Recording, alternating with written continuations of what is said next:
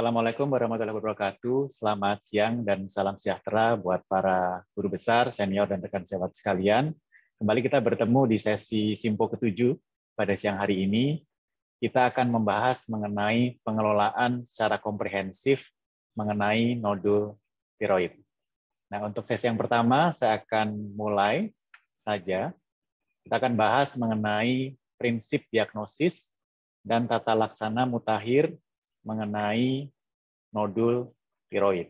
Jadi tata laksana mutakhir non bedah ini akan jadi bridging untuk pembicara-pembicara selanjutnya, Dr. Lisnawati dan Dr. Erwin, yang akan presentasikan mengenai penggunaan sitologi dan juga tata laksana surgical. Jadi saya mendapatkan tugas dari Dr. Wafa selaku Ketua Panitia untuk sedikit sharing sebenarnya kepada rekan-rekan sejawat sekalian mengenai prinsip diagnosis dan tata laksana non bedah mutakhir pada nodul tiroid.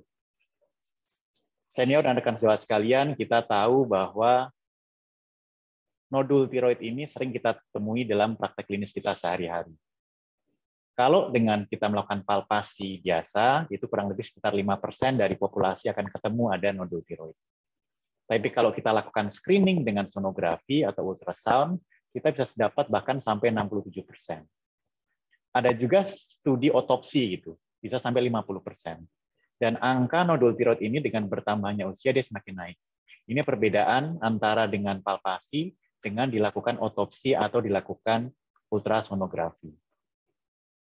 Ada istilah sekarang namanya tiroid incidentaloma, yaitu ditemukan adanya nodul tiroid yang tidak palpable dengan ukuran sekitar 10-15 mm dengan diameter.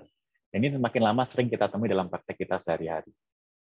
Nah, kenapa ini makin sering ketemu? Karena sekarang hampir semua bidang kedokteran itu banyak menggunakan studi ultrasound.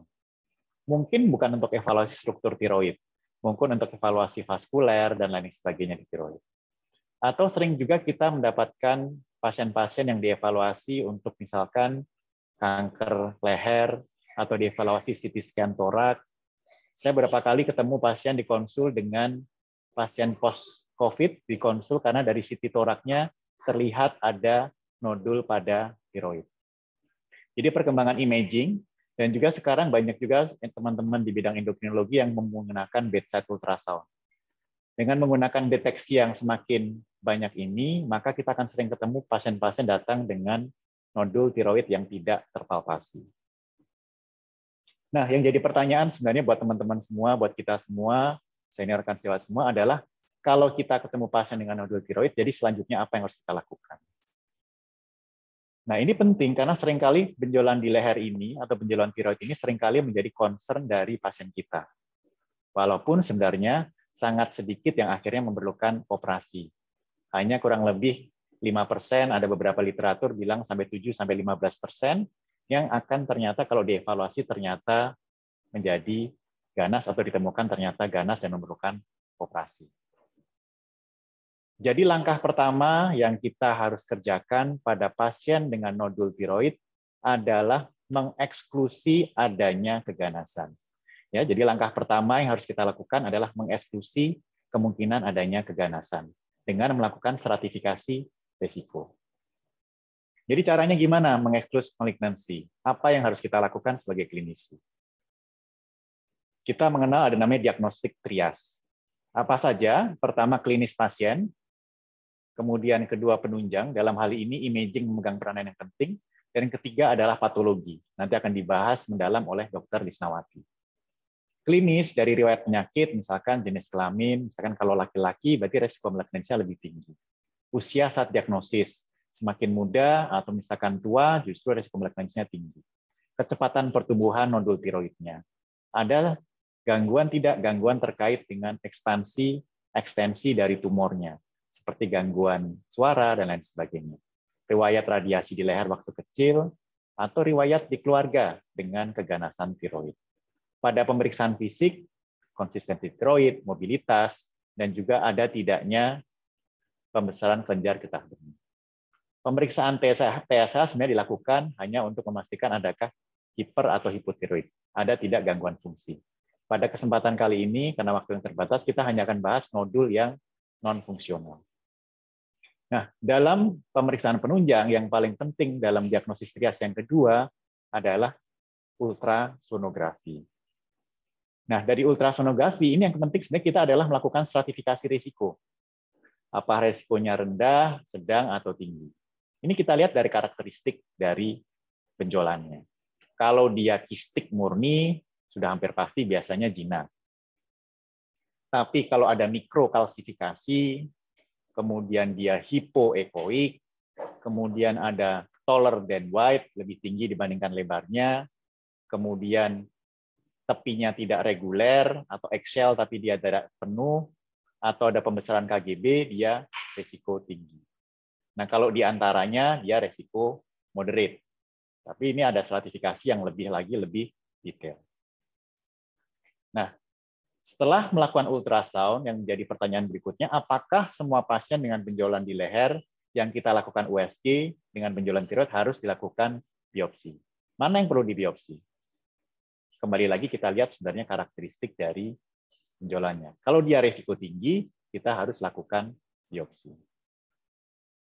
Ada banyak yang protokol yang ada, salah satunya dengan VIRATS. Kalau teman-teman kirim USG ke radiologi, pada umumnya akan mendapatkan kesimpulan nodul pada tiroid kanan atau kiri, kemudian deskripsi komposisinya, ekogenisitasnya, bentuknya, tepinya, ada fokus ekogeniknya atau tidak.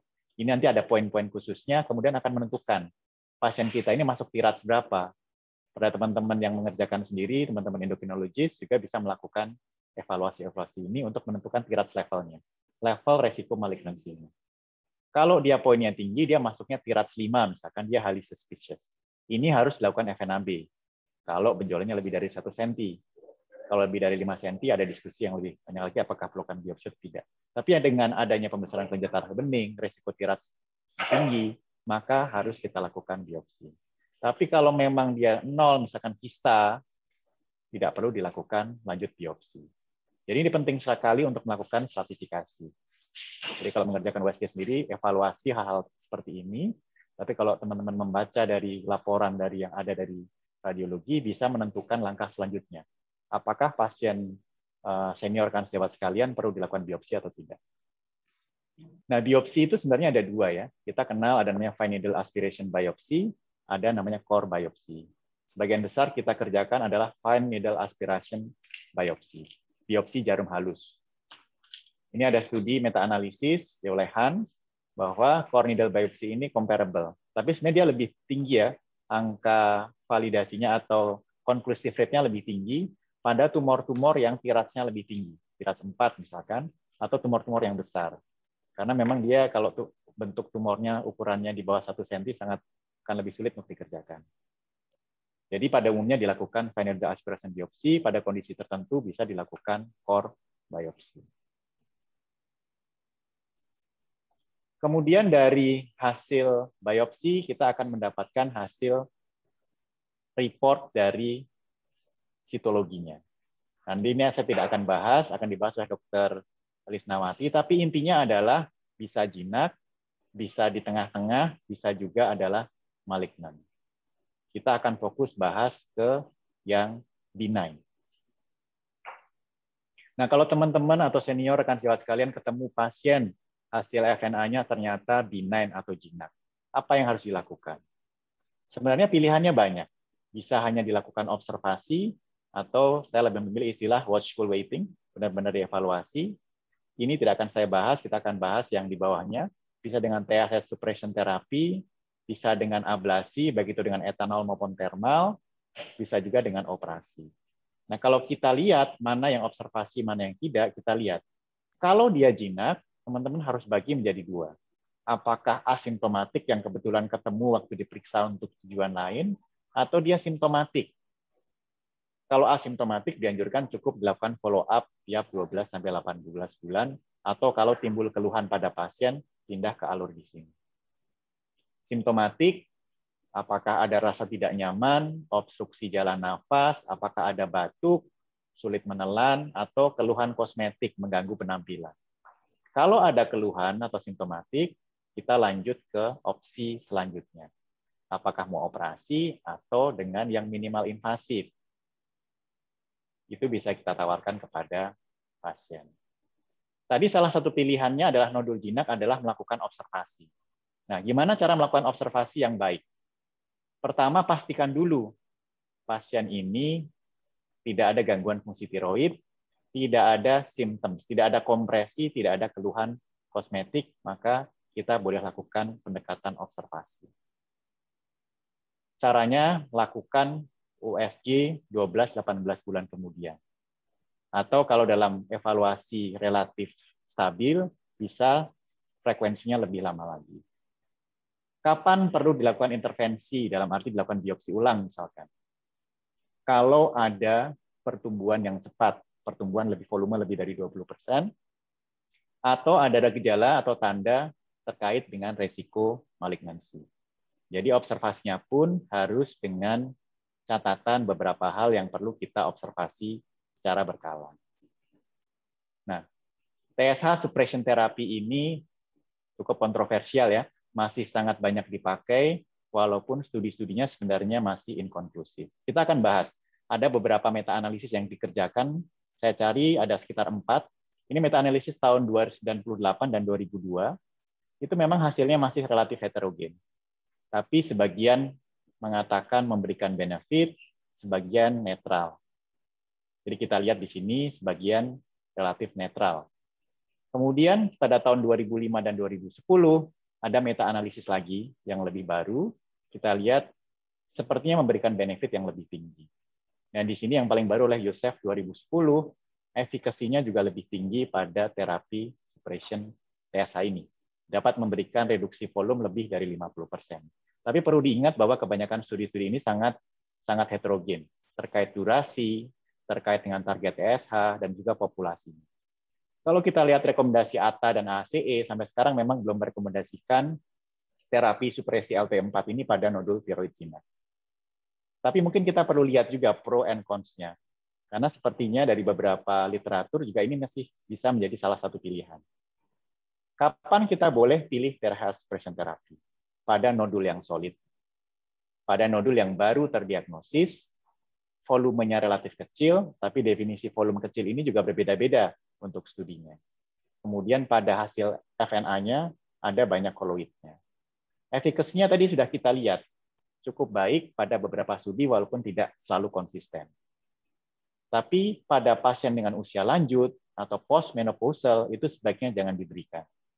Kemudian pada pasien dengan cardiovascular disease dengan risiko gangguan bone metabolism sebaiknya jangan diberikan. Kemudian kontroversi berikutnya adalah target TSH-nya. Dikatakan jangan terlalu rendah. Studi-studi awal menggunakan di bawah 0,1. Kemudian ada yang menggunakan 0,1 sampai 0,4, ada yang menggunakan 0,4 sampai 0,6. Studi-studi baru menyarankan menggunakan target yang relatif lebih lenient, dipakai 0,4 sampai 0,6. Jadi jangan terlalu rendah. Dan durasinya, karena pada umumnya durasinya cukup panjang, dan apabila dihentikan, biasanya akan terjadi regrowth dari massa dari tiroidnya. Jadi target terapi, kalau senior kan sekalian memutuskan untuk TSH suppression terapi, targetnya adalah bagaimana patient well-being-nya. Apakah pasien meningkat dengan setelah diberikan terapi. Kemudian jadi bukan hanya penurunan volumenya.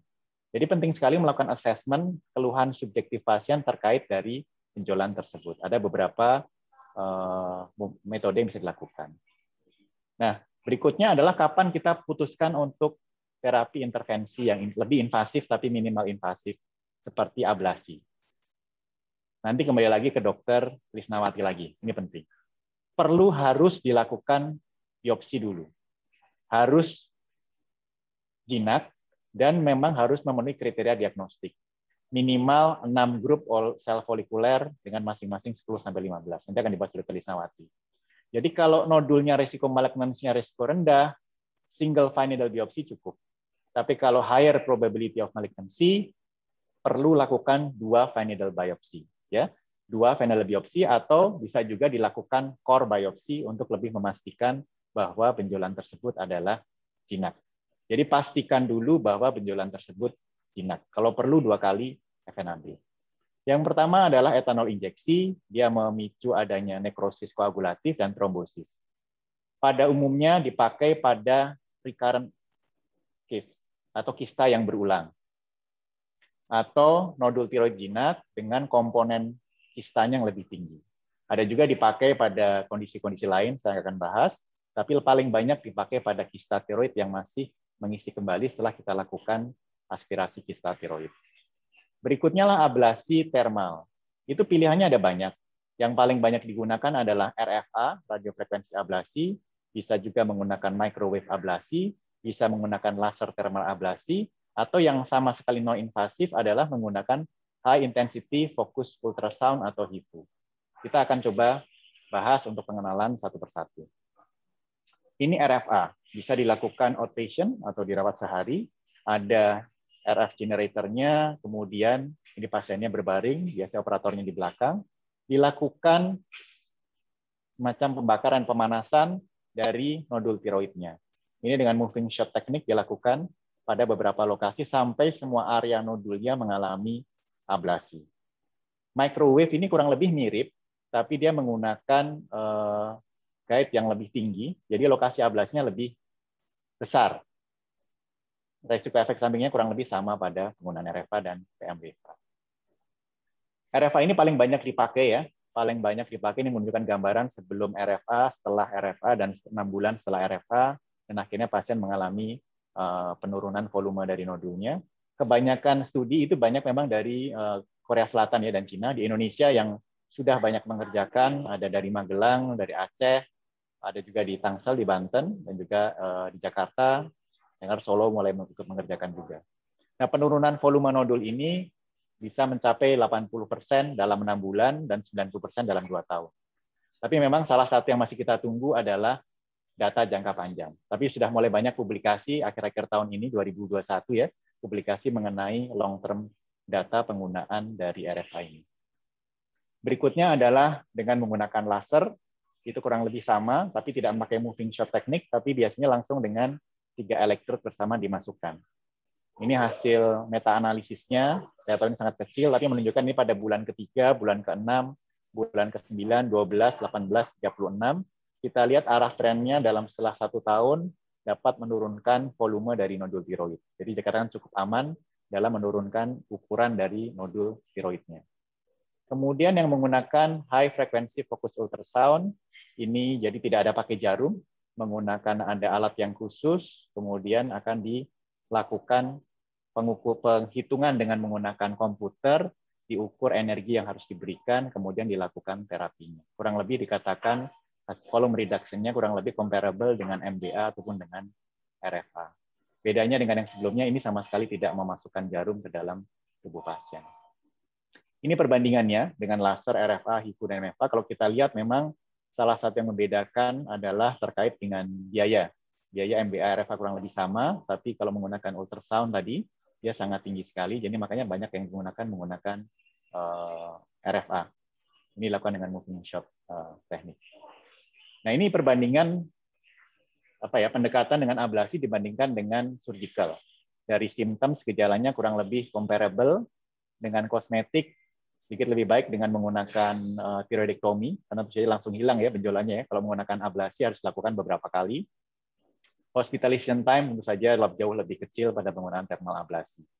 Kemudian side effect-nya terkait dengan suara serak, hipotiroid, dan nyeri, lebih baik dengan menggunakan ablasi thermal. Jadi kalau kita lihat dari kesimpulan dari meta-analisis tersebut, pada benign thyroid nodule, thermal ablasi ini dapat memberikan ada sedikit keuntungannya. Ya, terkait dengan volume kita, reduction. Sudah menawar dengan harga untuk 2 juta. Kesimpulan, 2 juta ya. Nah, untuk kesimpulan yang ada dari presentasi saat ini adalah kalau senior rekan sejawat sekalian menemukan ada nodul tiroid, ingat triad diagnosiknya. Pertama, klinis pasien seperti apa. Kedua adalah imaging ultrasound, lakukan stratifikasi resiko. Kalau resikonya memang moderate to high risk, perlu dilakukan biopsi, lanjut dengan biopsi. Dari biopsi, teman-teman sekalian akan mendapatkan hasilnya, baru tentukan langkah selanjutnya. Mau operasi atau pilihan yang lain. Kalau hasilnya jinak, dilihat apakah asimptomatik atau simptomatik. Kalau simptomatik, bisa pilihannya tadi adalah terapi minimal invasif atau operasi. Kalau tidak bisa, kita bisa berikan PSA suppression therapy dengan syarat dan ketentuan berlaku.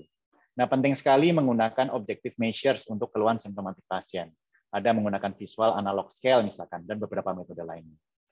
Perlu didiskusikan dengan pasien terkait dengan concern pasien, pilihan pasien, dan juga resources yang pasien punya.